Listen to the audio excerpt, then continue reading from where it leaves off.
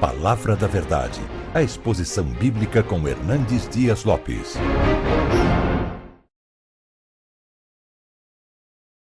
Eu quero compartilhar com vocês hoje o texto que está em Marcos capítulo 4. Marcos capítulo 4, versos 35 a 41.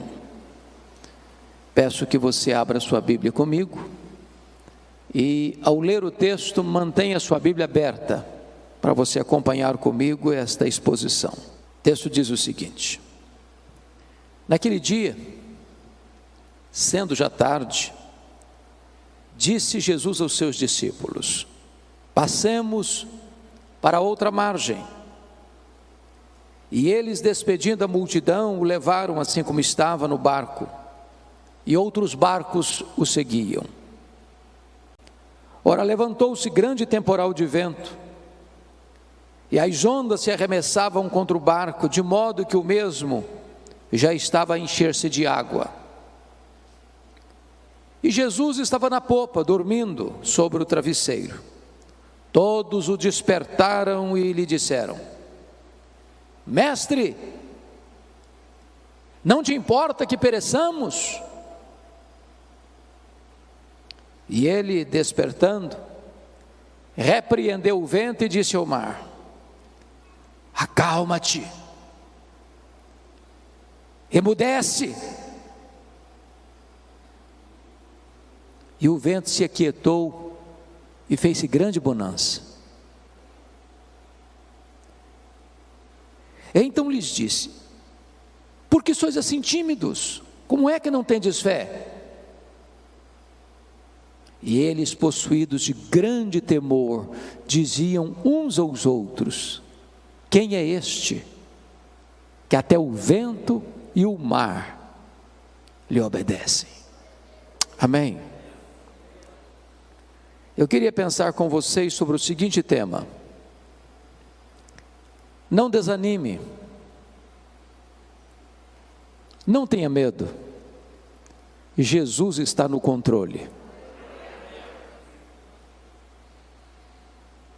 À guisa de introdução, quero falar 4 fatos que são importantes para a nossa reflexão nesta manhã. O primeiro deles é que as tempestades da vida existem, e elas são reais, elas estão absolutamente presentes na nossa vida, porque são inevitáveis. Elas chegam, e chegam para todos. Chegam para aqueles que estão no palácio e aqueles que estão na choupana, para os mais cultos aos iletrados. As tempestades são democráticas, elas vêm, mas hoje ou mais amanhã, elas vêm, são inevitáveis, não tem como você se blindar, não tem como você viver numa redoma de vidro. A vida não se desenrola num parque de diversões. A vida não é um jardim grinaldado de flores. Cruzamos desertos tórridos, vales escuros, enfrentamos lutas, lágrimas rolam pelo nosso rosto, a dor aperta o nosso coração. Esta é a realidade da vida. A segunda verdade que eu gostaria de lhes dizer à guisa de introdução é que as tempestades não apenas são inevitáveis, elas são também imprevisíveis. Chegam de súbito, sem mandar aviso prévio. Você acorda de manhã, está tudo bem, e quando você vai dormir, seu rosto está banhado de lágrimas. É um acidente, é uma doença súbita, é um divórcio traumático, é um luto doloroso, é uma perda financeira radical, é uma situação que você jamais imaginava que pudesse acontecer na sua vida, mas acontece, pegando você de surpresa, botando a sua vida de ponta cabeça. Mas a terceira verdade, ainda na linha da introdução da mensagem, é que as tempestades não são apenas inevitáveis e imprevisíveis. Em terceiro lugar, elas são inadministráveis tantas vezes. As coisas fogem do seu controle. Você quer ir para a direita e o seu barco é jogado com fúria para a esquerda. Você quer avançar e você recua. Aquilo que parecia tão fácil de resolver, de repente se transforma num monstro na sua vida e você não consegue mais resolver. É um filho criado com todo zelo, que de repente entra na adolescência, se envolve com coisas perigosas, amizades perigosas, se desvia, entra nas drogas, transtorna a família.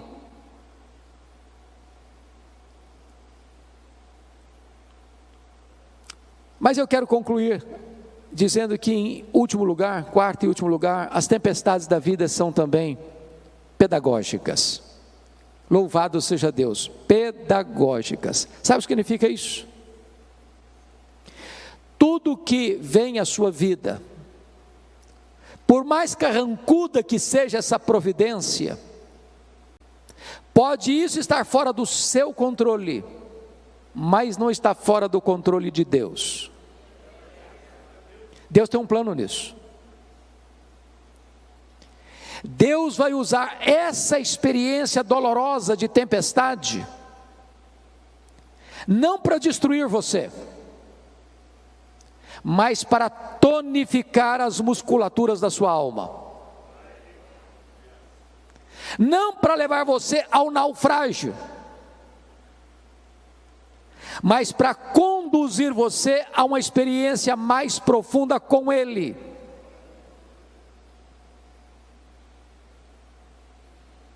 Quando Deus nos permite passar por uma situação adversa, difícil, amarga, Ele quer nos dar lições mais profundas, que de outra sorte nós não conseguiríamos aprender.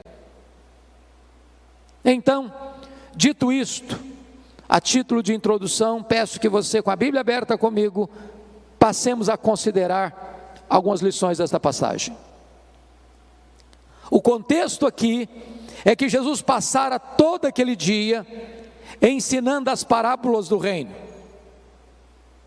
E se você já falou, deu aulas, pregou um dia inteiro, você sabe que ao final do dia você está exausto. Então Jesus entra no barco, pega um travesseiro, vai lá para trás do barco, deita e dorme. Mas antes disso ele diz para os discípulos: passemos para outra margem. Enquanto eles estão navegando para outra margem, eu estou falando do Mar da Galileia, ou do Lago de Genezaré, e você sabe que esse mar não é um mar, é um lago de águas doces, o maior reservatório de águas doces do Oriente Médio, com 21 quilômetros de comprimento por 14 de largura, a 200 metros abaixo do nível do mar Mediterrâneo, encurralado pelas montanhas de Golã de um lado, as montanhas da Galileia do outro. Enquanto navegam, subitamente surge uma tempestade de vento, e o barco é varrido de um lado para o outro. E os discípulos inicialmente devem ter pensado: vamos deixar o mestre descansar, nós temos habilidade e capacidade de resolver esse problema. Mas na medida em que eles tentavam resolver o problema, o mar se agigantava, as ondas se tornavam mais furiosas, o barco era sovado com fúria pelo vento tão furioso, estava se enchendo de água, e a morte mostrando para eles a sua carranca. E então recorrem a Jesus com uma pergunta em tom de censura: Mestre, não te importa que pereçamos? E Jesus se levanta, repreende o vento, repreende o mar, a grande bonança, e agora Jesus pergunta para eles: por que sois assim tímidos? Como é que não tendes fé? E eles se entreolharam e perguntaram uns para os outros: mas quem é este, que até o vento e o mar lhe obedecem? Notem comigo, irmãos, que esse texto está regido por 3 perguntas. A primeira pergunta está aí no versículo 38. É a pergunta dos discípulos a Jesus: Mestre, não te importa que pereçamos? A segunda pergunta é a pergunta que está no verso 40. É a pergunta de Jesus para os discípulos: por que sois assim tímidos? Como é que não tendes fé? E a terceira pergunta está no verso 41.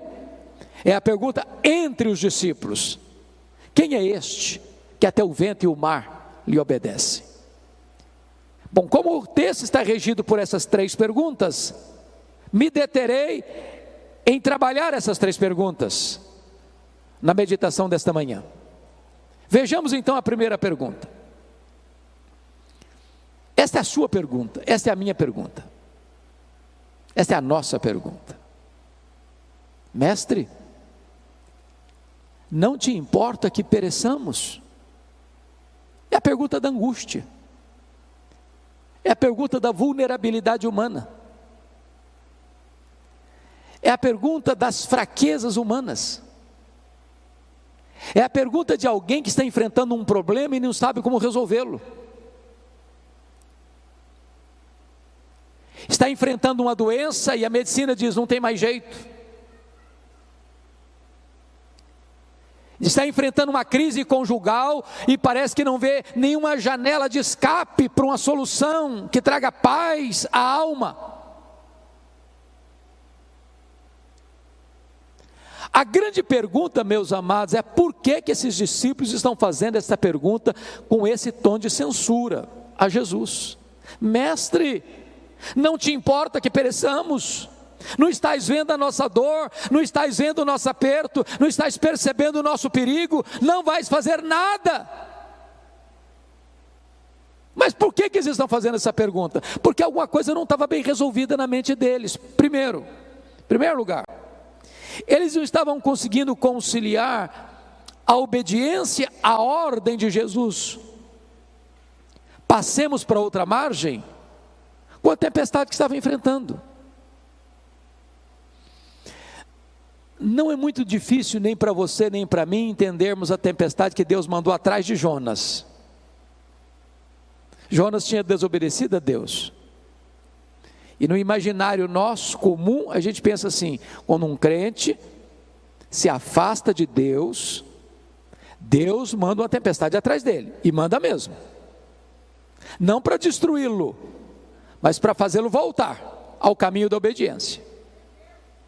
Agora, como é que eu vou entender que eu estou fazendo a vontade de Deus, eu estou andando com Deus, eu estou obedecendo a uma ordem expressa de Jesus, e a tempestade vem? E a tempestade chega, e o vento contrário começa a me ameaçar. Na cabeça deles, isso não estava bem resolvido, porque a nossa expectativa é essa: se eu estou andando com Deus, vai dar tudo certo, nenhum imprevisto vai acontecer. Mas havia um segundo problema que levou esses discípulos a perguntarem a Jesus nesse tom de censura: Mestre, não te importa que pereçamos? Qual era o segundo problema? Era a urgência da necessidade deles com a demora de Jesus. em atendê-los. Por quê? O que Jesus estava fazendo no barco? Estava dormindo. Quem está dormindo não está agindo.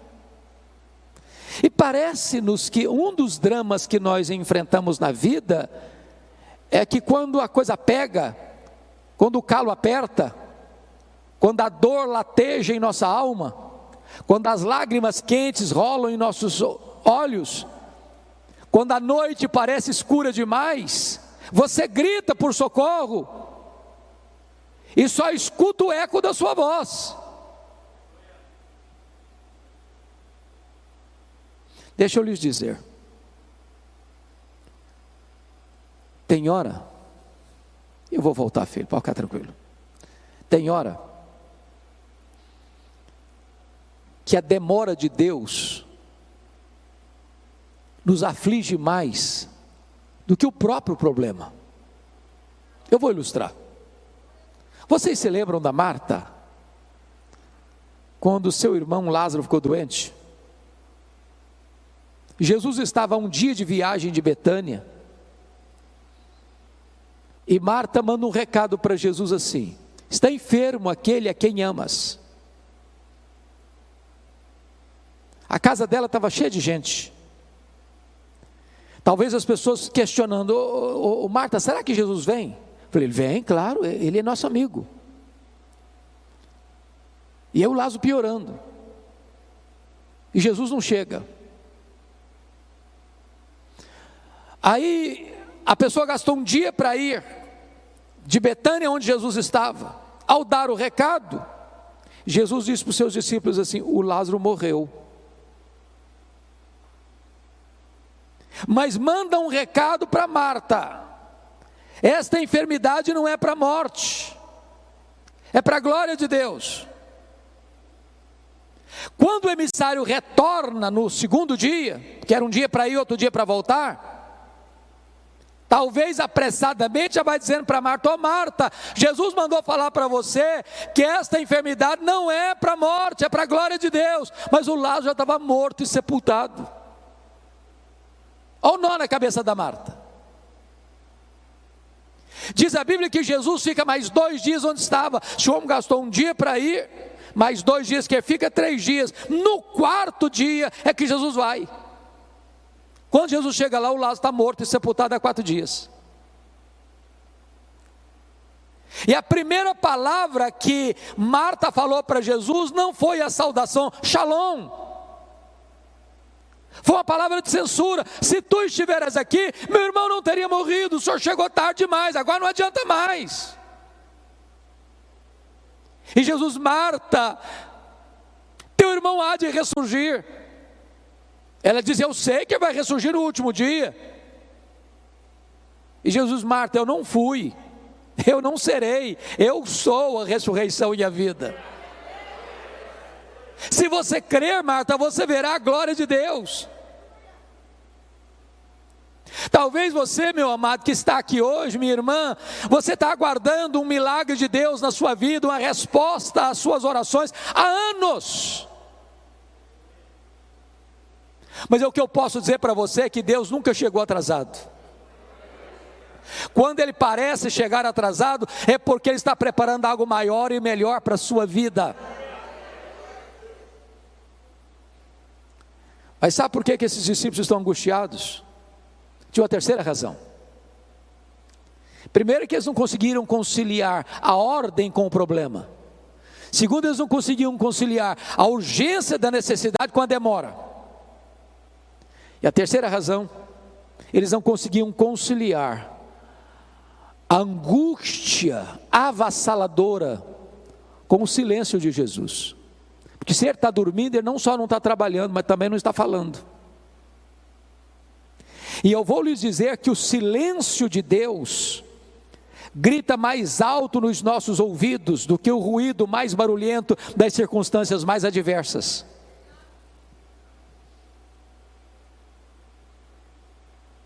Quantos de nós, irmãos, nas noites mais escuras da alma, já gritou: socorro! e parece que a nossa voz ecoa no espaço e nenhuma resposta chega.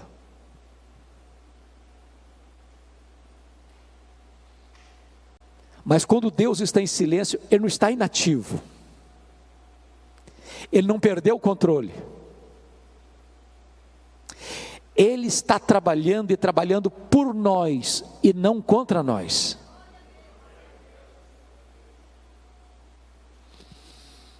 Pois bem, diz a Bíblia então que Jesus se levanta, repreende o vento, repreende o mar, e é uma grande bonança.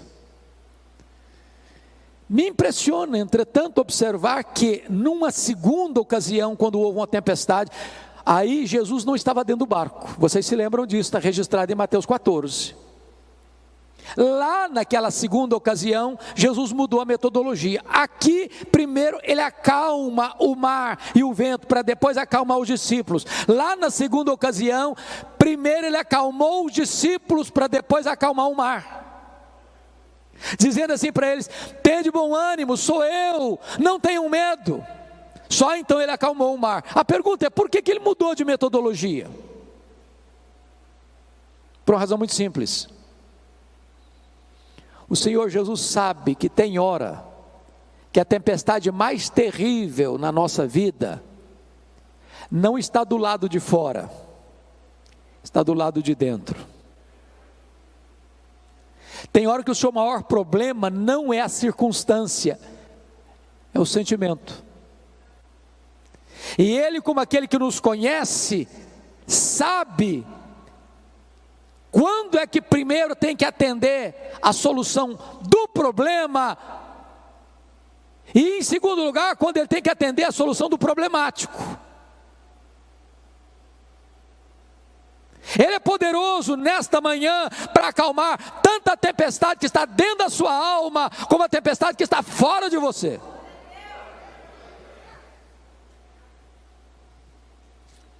E depois que ele acalmou o mar, diz o texto no verso 40, que Jesus pergunta assim: por que sois assim tímidos?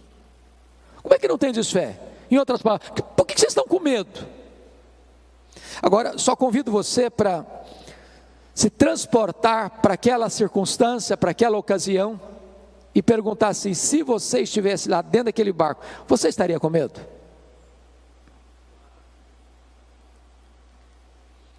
Ô, gente, eu fiz um único cruzeiro, um navio grande na vida. Fiz vários cruzeiros pequenos, mas grande, navio grande, uma vez só na vida.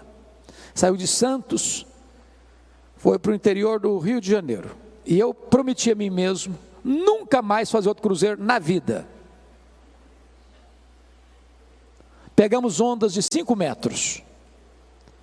Foi um desespero. Todo mundo dentro do navio ficou com náuseas, todo mundo. Você ia sair, você tinha que cambalear nos corredores e todo mundo vomitando nos corredores. Você não imagina o que é você começar uma viagem, o navio está todo mundo nauseado e você sabe que tem 8 horas pela frente. A única oração que eu fazia era essa: ó Deus, ou eu durmo ou eu morro. Agora imagine o que é um barquinho de pescador no meio do mar, já de noite, o mar furioso, moendo o barquinho, água entrando, a morte mostrando a carranca, a situação humanamente desgovernável. Você ficaria com medo? Aí Jesus pergunta assim: por que vocês estão com medo? Como é que vocês não têm fé? Mas por que eles deveriam estar com fé e não com medo? Bom, eu quero lhes dar 4 razões por que eles deveriam ter fé e não medo. Para ajudar a vocês na memorização, usarei um recurso mnemônico. As 4 razões para eles terem fé e não medo, começando com a letra P. Primeiro, eles deviam ter fé e não medo por causa da promessa de Jesus do verso 35. Passemos para outra margem. Se Jesus disse assim: passemos para outra margem, qual era o destino deles? a outra margem? Claro. Então vou lhe dizer algo sublime agora. Promessa de Jesus e realidade são a mesma coisa. Porque nenhuma das suas promessas cai por terra. Em todas as suas promessas nós temos o amém, o sim de Deus. Ele vela pela sua própria palavra em a cumprir. Você sabe por que você e eu ficamos com medo? É porque nós duvidamos que aquele que fez a promessa é fiel para cumpri-la. Segundo lugar, sabe por que eles deviam ter fé e não medo? Por causa da presença de Jesus com eles. Quem é Jesus? O Criador do mar, o Criador do vento, o Criador da terra, o Criador do céu, o Criador do universo. Agora eu pergunto a você, será que a criatura poderia ser maior que o Criador? Será que o mar poderia derrotar o Criador do mar?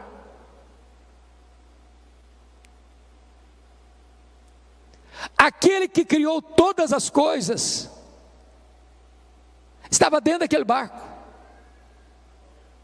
Aquele barco não podia afundar com o Criador do universo, o Filho de Deus. E Jesus prometeu para você e para mim o seguinte: eis que eu estou convosco todos os dias até a consumação dos séculos. Nós não vencemos porque somos fortes, nós vencemos porque o Todo-Poderoso está conosco. Terceiro lugar, sabe por que deviam ter fé e não medo? Primeiro, por causa da promessa. Segundo, por causa da presença. Terceiro, por causa da paz de Jesus. Eu pergunto a vocês, o que Jesus estava fazendo dentro daquele barco? Dormindo. Agora, tem uma pergunta importante a fazer. Ele sabia que a tempestade viria? É óbvio que sim, claro. E se sabia, por que dormiu? Porque sabia que tudo estava sob controle. O que é paz? Paz não é ausência de tempestade. Paz é você saber que apesar da tempestade, tudo está sob controle. Não sob o seu controle, sob o controle de Jesus. Você pode ter paz no vale. Você pode ter paz na tempestade. Mesmo que as rédeas tenham saído das suas mãos, Deus continua com as mãos no leme da sua história. Quarto lugar, por que eles deviam ter fé e não medo? Primeiro, por causa da promessa. Segundo, por causa da presença. Terceiro, por causa da paz. Quarto, por causa do poder de Jesus. É maravilhoso você notar em Marcos que, propositadamente, Marcos reúne ao redor desta passagem 4 episódios que retratam o poder de Jesus. Primeiro nesta, onde ele tem poder sobre as leis da natureza, o vento escuta a sua voz, o mar obedece ao seu comando. Mas notem comigo que em seguida, capítulo 5, ele desembarca do outro lado, na região leste do lago, na região das montanhas de Golã, em território pagão, no território de Gadara, num despenhadeiro, dentro de um cemitério, de noite, quando entre os sepulcros tem um homem gritando, ferindo-se com pedras, louco, furioso, que ninguém podia prendê-lo com algemas.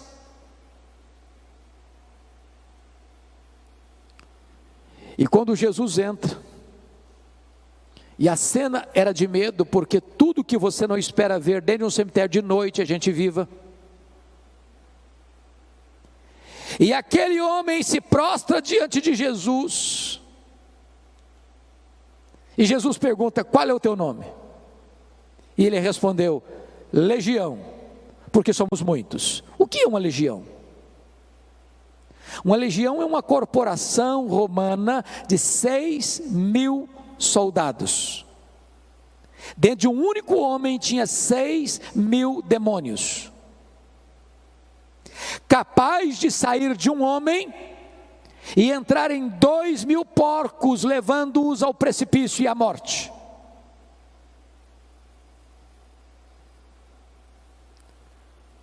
Mas Jesus liberta aquele homem. Jesus transforma aquele homem. Jesus faz daquele homem um missionário, para provar uma coisa para nós: ele tem poder sobre as leis da natureza e ele tem poder sobre os demônios. Me impressiona, pastor Amarildo, nesse texto,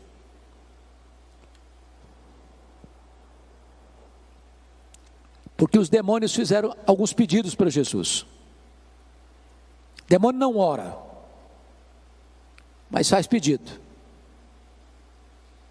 Primeiro pedido: não nos atormentes antes do tempo. Segundo pedido: não nos mandes para fora do país. Terceiro pedido: mande-nos para essas manadas de porcos. E Jesus atendeu as 3 petições dos demônios. Mas agora que o homem está curado, liberto, ele faz um pedido para Jesus: deixa-me ir contigo. E Jesus não atendeu o pedido do homem salvo e liberto.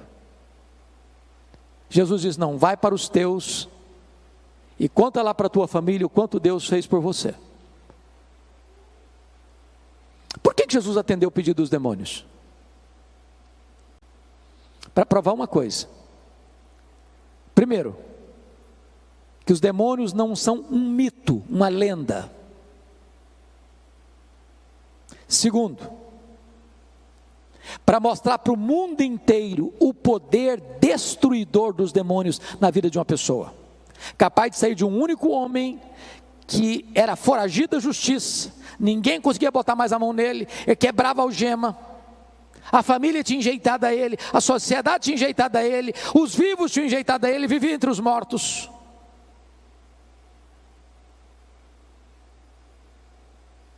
Para mostrar para o mundo que os demônios vêm para roubar, para matar e para destruir. Terceiro, por que Jesus atendeu o pedido dos demônios? Para provar para o mundo inteiro os valores da sociedade mundana. Porque os gadarenos, ao chegarem e verem aquele homem liberto por causa dos porcos, expulsaram Jesus dali. É uma sociedade que ama mais os porcos do que pessoas. Quarto, sabe por que Jesus atendeu o pedido dos demônios? Para provar para o mundo inteiro que quem manda é Jesus. Os demônios ficam se Jesus permitir, os demônios saem se Jesus mandar. Quem domina e tem poder sobre os demônios é Jesus. Quem tem as chaves da morte e do inferno é Jesus.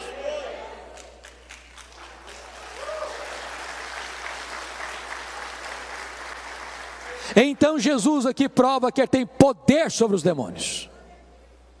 Mas quando você segue a leitura em Marcos 5, Jesus demonstra poder, agora não só sobre as naturezas, não só sobre os demônios, mas sobre a enfermidade, porque tem uma mulher hemorrágica, 12 anos esvaindo-se em sangue, a medicina não resolve o seu problema, o seu dinheiro está se acabando com tratamentos que não tiveram qualquer efeito para ela, e ela pensou: se eu apenas tocar na orla das vestes do Senhor Jesus, eu ficarei livre do meu mal. E ela tocou na orla das vestes de Jesus, e a hemorragia estancou-se no mesmo momento. Sabe por quê? Porque Jesus tem poder sobre a natureza, poder sobre os demônios e poder sobre as enfermidades. A última palavra não é da ciência, a última palavra não é da medicina, a última palavra é do Deus vivo, é do Filho de Deus.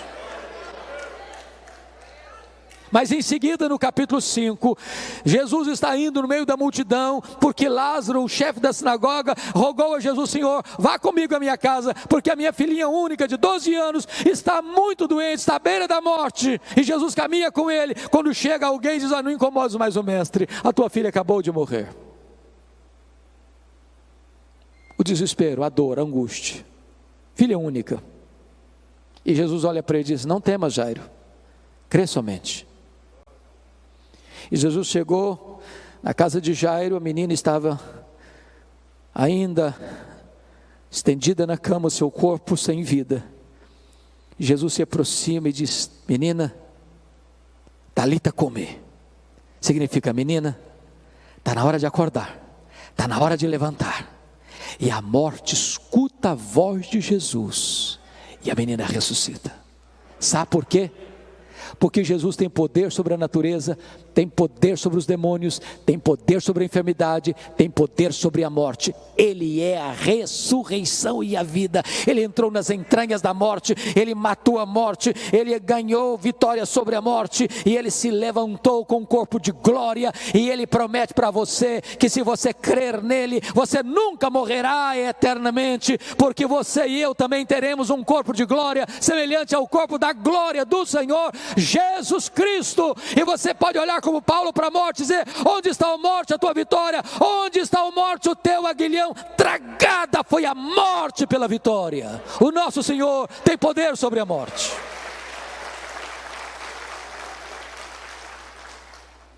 Mas agora, irmãos, vamos para a última pergunta do texto.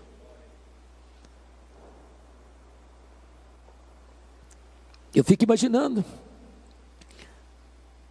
o mar se acalmando como uma fera selvagem que precisa ser acalmada, o barco balançando, os discípulos todos molhados, porque o barco já estava se enchendo de água, aquelas jorros d'água batendo no barco,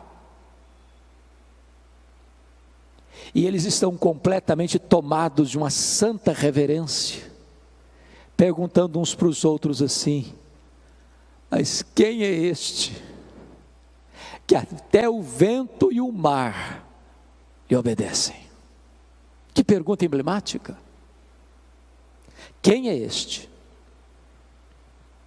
E nós poderíamos responder essa pergunta hoje, dizendo o seguinte: este é aquele que, junto com o Pai e com o Espírito Santo, lá nos refolhos da eternidade, antes da criação do universo, no conselho da Trindade, traçaram um plano perfeito para a sua, para a minha, para a nossa vida. Este é aquele que no princípio criou todas as coisas, porque todas as coisas foram feitas por intermédio dele, e sem ele nada do que foi feito se fez, as coisas visíveis e invisíveis. Quem é este? Este é aquele que sustenta todas as coisas pela palavra do seu poder. Quem é este? Este é a semente da mulher que nasceu para esmagar a cabeça da serpente. Quem é este? Este é aquele de quem os patriarcas falaram, para quem os profetas apontaram. Quem é este? Este é aquele que foi simbolizado pelo Cordeiro da Páscoa, cujo sangue, passado no batente das portas, libertou os primogênitos de Israel da morte no Egito. Quem é este? Este é aquele que foi simbolizado pelo tabernáculo, este é aquele que foi simbolizado pela arca da aliança, este é aquele que foi simbolizado por aquilo que estava dentro da arca, as tábuas da lei, o vaso com maná, a vara seca de Arão que floresceu. Este é aquele que foi simbolizado pela tampa da arca, o propiciatório, onde a glória de Deus se manifestava. Quem é este? Este é aquele que foi simbolizado pelas festas de Israel, pelos sacrifícios do templo, pelo sábado. Tudo era a sombra dele, ele é a realidade. Quem é este? Este é o maravilhoso conselheiro, Deus forte, o Pai da eternidade, o príncipe da paz. Quem é este? Este é o sol da justiça, a brilhante estrela da manhã. Quem é este? Este é o Messias prometido, este é o Filho de Deus, que na plenitude dos tempos nasceu de mulher, nasceu sob a lei, para ser o nosso Redentor. Quem é este? Este é o Verbo eterno, pessoal, divino, autoexistente, Criador, que se fez carne e habitou entre nós, cheio de graça e de verdade, e vimos a sua glória, glória como do unigênito do Pai. Quem é este? Ora, este é aquele que pode dizer: eu sou. Antes que Abraão existisse, eu sou. Este é o pão da vida, este é a luz do mundo, este é a porta das ovelhas, este é o bom pastor, este é a ressurreição e a vida, este é o caminho e a verdade e a vida, e ninguém vem ao Pai senão por ele. Este é a videira verdadeira. Quem é este? Este é o cabeça da igreja, este é o fundamento da igreja, este é o dono da igreja, este é o edificador da igreja, este é o protetor da igreja. Quem é este? Este é o amado da nossa alma, este é a nossa alegria, este é a nossa herança, este é a nossa paz, este é a nossa justiça, este é o Filho de Deus que desceu da glória e entrou na nossa história e pisou o nosso chão e bebeu a nossa água e chorou a nossa lágrima e sentiu a nossa dor e carregou com os nossos pecados sobre o seu corpo no madeiro. Quem é este? Este é aquele que no Getsemane suou sangue por amor de nós, é aquele que chorou no Getsemane, aquele que bebeu sozinho o cálice amargo da ira de Deus, este é aquele que foi cuspido e esbordoado no sinédrio, este é aquele que foi espancado e vilipendiado no pretório romano, este é aquele que carregou sobre o seu corpo no madeiro os nossos pecados e andou pelas ruas de Jerusalém apinhadas e debaixo de uma multidão sangue sedenta gritando: crucifica-o, crucifica-o, crucifica-o. Quem é este?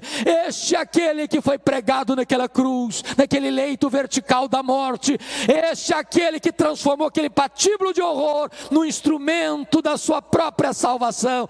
Quem é este? Este é aquele que entrou nas entranhas da morte, ele é aquele que matou a morte, este é aquele que ressuscitou gloriosamente, este é aquele que está vivo pelos séculos dos séculos, este é aquele que voltou para o trono, este é aquele que está sentado à destra de Deus, este é aquele que vai voltar pessoalmente, visivelmente, audivelmente, repentinamente, inesperadamente, gloriosamente. Quem é este? Este é aquele que vai se assentar no trono e vai julgar as nações.